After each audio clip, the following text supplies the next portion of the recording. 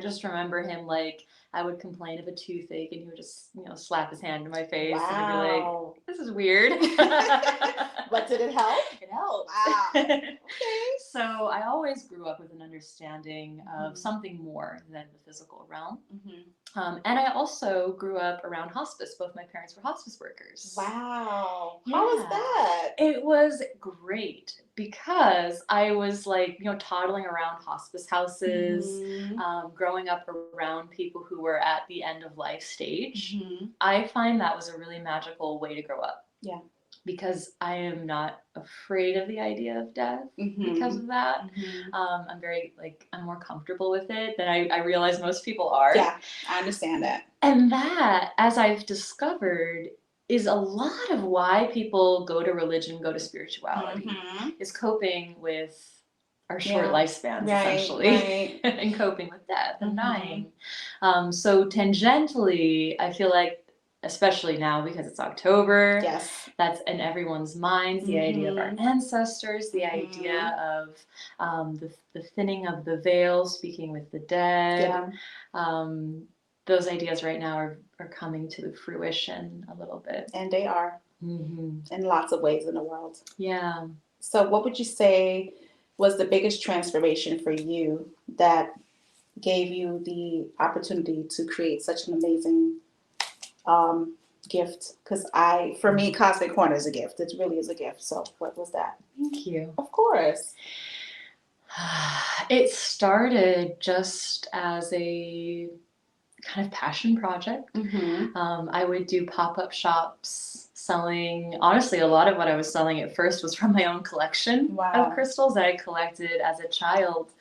And that's how I started kind of like the nest egg. We never got a loan or anything. Wow. And then I met Zach, and he also had a large personal collection, and we combined forces and sold off a lot of our personal collection to then put that money back into buying more stuff. Right, that makes sense. And then selling it, and then buying more, and then selling it. And we didn't pay ourselves for the first 3 years. Wow. Anything. We were working pretty consistently. We both had regular jobs at the time. And then we were doing this as the side business for about 3 years. And then we got to a point where we needed help with this. So we hired someone and paid them, and we still weren't paying ourselves. How does that happen? As entrepreneurs, we always forget to pay ourselves. We're like, let's go get the supplies and the products and the services and the marketing material. Da, da, da, da. And you're sitting here like, what are we going to eat today? Yeah, exactly. A lot of times it was, I worked at Escape Savannah, and a huge shout out to Escape Savannah, Lisa and Becca Cook, who was the manager, because they really helped us get on our feet. Oh, that's a beautiful thing. There was a couple weeks where Becca would buy like ramen noodles for the employees, and that was dinner. Right, I understand that. That sacrifices had to be made in order for you to have this amazing gift. So it's an investment. It is. It's a time investment. It is. Because I didn't have money to invest. So I was investing time in something that I knew would pay off later. So yeah, that's kind of how we got started. It was really just a passion project. And I'm fortunate that my husband, Zach, is also really interested in this stuff. Yeah, that is an amazing thing that you both came together as a unit, not only as a married couple, but also a couple in business. How does that work? Yeah, well, it has its ups and downs. There's definitely sometimes, because I'm very direct, so you need to be aware of setting boundaries around work time and home time. And that was something that I had to learn. Right. Especially because there was no home time for a while. It was all work, school, work, other work, work. So that was difficult, but I came to the realization that I also need to put space around just our relationship. Yeah, and that's important. Not talk about work in bed. That was essentially it. Like I needed to learn not to talk about work in bed. But the other thing too, I remember one time you and I were having a conversation one day, and I'm very proud of you because you were saying that you were having the hardest time learning how to set boundaries and being intentional about the boundaries where the business was concerned. And because you have such a giving heart and you wanted to see the good in everyone. And sometimes the experience of seeing the good in everyone wasn't really giving forth any effort towards you and who you are. So to see your evolution that way, I just want to say I'm proud of you. Oh, thank you. Yes. Yeah. Yeah, I think we all have to go through that lesson. Like, we love everyone, and we genuinely wish everyone's so well. But then we also know that some people are not ready to be in certain forms of community. Exactly. And we have to put up those boundaries and say, like, okay, this isn't working out right now, because it's not only me that might get hurt, it's also others in the community. Yeah. When we all work together and we work for, like, each other selflessly, things go so smoothly and so well. Right. But when it becomes all about an individual and it becomes about an ego and things like that, that's when stuff starts to get tense and starts to kind of look. So, yeah, it's just all lessons. It is all lessons and we're still growing. Yep, you are. So what would you say sets you apart from everyone else? I love how they are just pausing on the question, like who, what.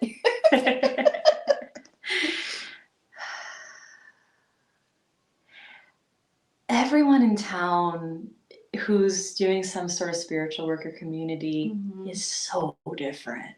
I agree 100%. We're all so different, and we all bring kind of our own character, I think, to it. So, like, I think Ordinary Magic has these, like, beautiful, shiny, glitzy, boutique-y crystal vibes. And they do. And the yoga, of course. Yes. And then, here we're very queer, like a lot of our employees very true. And our owners, which and I love and appreciate because I'm part of the queer community as well. I think for me, what sets you apart is you listen and you're very attentive and you take moments of time to sit with the person, speak with the person. You make them feel like they matter and they're valuable and they're special. And you're very grateful and appreciative that people are coming here. And so you make this space, like I said, a gift. It's very welcoming. Like everyone is welcome. So I feel like, to me, that's what sets you apart. Thank you so much. Yeah, it's the truth. It's very kind. That's why I come here all the time. My main philosophy is that every single person is God in drag. I love that. As Ram Dass says. Got you. Like, oh, this is God coming to me in the form of you right now. Right. And some forms of God are really easy to get on with. Yes. And some forms are. It ain't. It's not. I'm like, well, that was a lesson. Let's step away from that form for now. But everyone's a form of God. And I will respect them as such. I just, there's some people easier to interact with sometimes. And I respect how you interact with people. Especially with people who can be a little difficult, and you do it with such grace and you do it with such compassion, and you see people as spiritual beings despite their challenges of they may be having a bad day or whatever, and you do your best not to hold it against them. So I watch you. I watch you. I see how you do things. I'm like, okay. And I learned a lot from you with that's concerned. Because sometimes I'll just be like, this bitch over here. So you have such a graceful, calm, spiritual demeanor that's like godly to me when I experience you. Takes one to know one. I'll be trying in the streets. So what is your definition of a brand story? What is your definition of that? Well, you actually introduced me to the idea of a brand story. So my definition, and I think kind of what I've learned from you about it, is being authentic, being truthful and honest, saying, this is what I came from. This is why I'm doing what I'm doing. Take it or leave it. Yep. Hopefully you take it. Yeah. I mean, you've been around for a very long time, so I think a lot of people have been taking in all of what this is and all of who you are. So, yeah, for sure. Absolutely. And thank you for being an inspiration. And you as well. So is there any message or anything that you want to share, or like words of wisdom or a gift to the viewers? Mm. But go back to that. Understand your own divinity. Create your own sacred space. Know who you are. And know that that divine spark that's in you is the same thing in everyone else. And when you see that, when you recognize and respect the differences, respect all the flavors that we come in, Right. but know deep down we're all just vanilla ice cream. Oh, I love that. And you really cannot go wrong with vanilla ice cream. No, you can't. You could put some chocolate sprinkles on it, rainbow sprinkles on it. Yeah, you got rainbow sprinkles on you. Yes. All day. All day. So what does Cosmic Corner consist of? Because I know there's crystals and candles, and can you give us the whole kit and caboodle? Yeah. Well, we think about ourselves as a spiritual grocery store. No, I like that. Yeah. Okay. So when someone asks for something, like an ingredient for something, we say we don't have it, but we'll get it for you. Exactly. And that is how we grew. There's a lot of stuff that we sell that I didn't know about when I opened the store. Okay. Like I didn't know what cascarilla powder was. Oh, I had love me some cascarilla. Yeah, love it. When I very first started here, because I come down from Florida, I didn't know who the Orisha were. Wow. Yeah. So I listened and I asked questions and I learned. And now we have actually an initiated Ifa priestess, Iya, who's coming and teaching Orisha classes and ancestral work classes. Very good. And so it's been just a huge learning experience. So that's what I want people to come here with. Openness, willingness to learn, willingness to listen to other people in the community.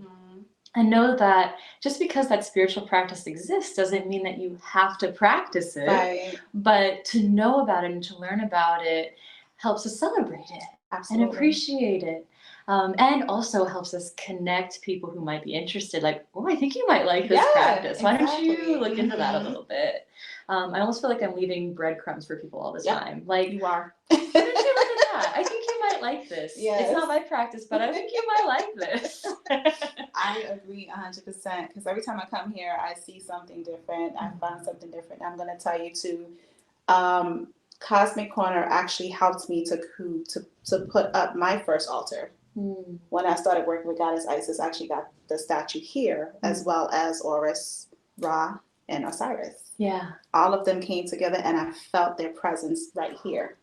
Yes. And so I was standing and I'm like, I know I'm supposed to get something. I don't know what the hell I'm supposed to get. And I looked up, I'm like, oh, that makes sense. So yeah, our deity statues, we respect them as beautiful statues. Yeah, we respect them as that deity too. So even though they're not dressed and blessed yet, so they're not fully empowered, we give a little help. We give a little bit of, because we respect them, we care for them. We say this image will become a home for that deity, so they can reach out to people through that openness. I think. I tell you, when I took home my Osiris statue, like spoke to me, like you put me here. I want to be here. I was like, okay.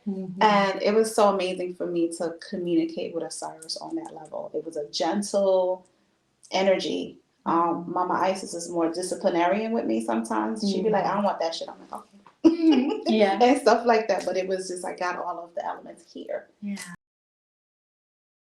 For sure. So I wanted to do something, if you don't mind. Can we walk around a little bit in the show? Okay, cool. Let's do it. I just wanted y'all to see what this is, the Cosmic Corner. This is our classroom space. So this is the classroom space. Yeah, my favorite room, maybe, because here's where we learn and we have community.